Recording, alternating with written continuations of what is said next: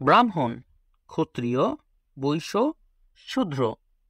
সনাতন ধর্ম অনুসারে মানুষকে এই 4টি ভাগে ভাগ করা হয়েছে।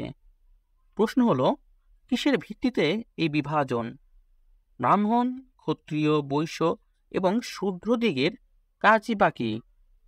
আপনি, আমি বা আমরা কোন ভাগের মধ্যেই বা পড়ি? আপনি কি ব্রাহ্মণ, নাকি ক্ষত্রিয়, নাকি বৈশ্য, নাকি শূদ্র?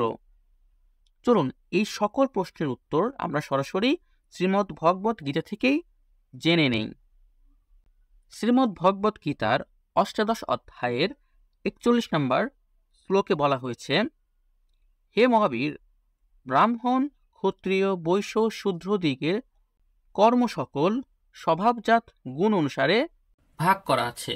এই শ্লোকে স্বয়ং ভগবান শ্রীকৃষ্ণ অর্জুনকে বলছেন যে ব্রাহ্মণ, ক্ষত্রিয়, বৈশ্য, শূদ্রদিগের সবার কর্ম সকল তাদের স্বভাবজাত অনুযায়ী ভাগ করা আছে।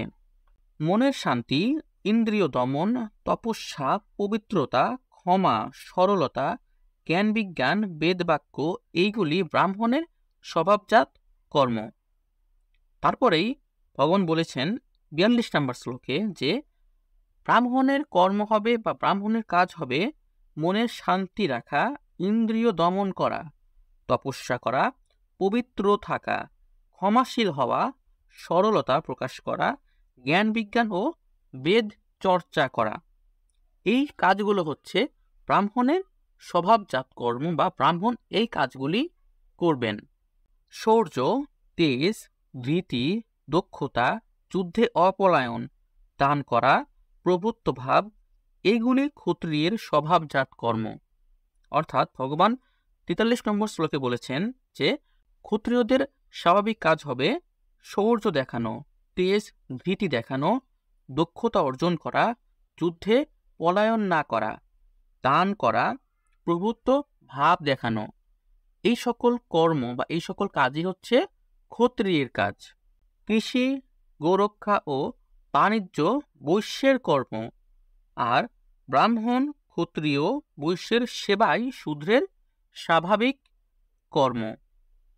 তারপরে 44 নম্বর শ্লোকে ভগবান বলেছেন যে বৈশ্যের কাজ হবে কৃষি কাজ করা, গোরক্ষা করা ও ব্যবসা বাণিজ্য করা।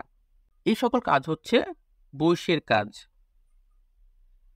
তাহলে শূদ্রের কাজগুলো কি? ব্রাহ্মণ, ক্ষত্রিয় এবং বৈশ্যের সেবা করা।